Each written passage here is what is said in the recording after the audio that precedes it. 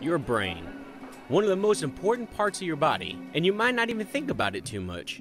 Your brain is, well, it's kind of like your CPU. It controls everything you do, so protecting it is very important.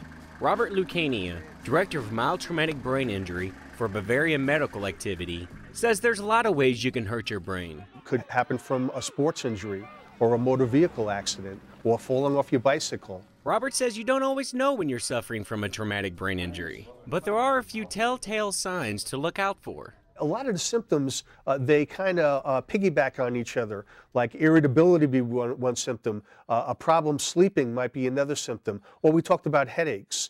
And if you don't get treatment, if you can't sleep, you're going to be irritable. And if you're irritable, you're going to have a hard time concentrating. He says save yourself the headache and get it checked out. It doesn't cost you anything, and it might just save your life. From Vilseck, Germany, I'm Army Sergeant Carl Greenwell.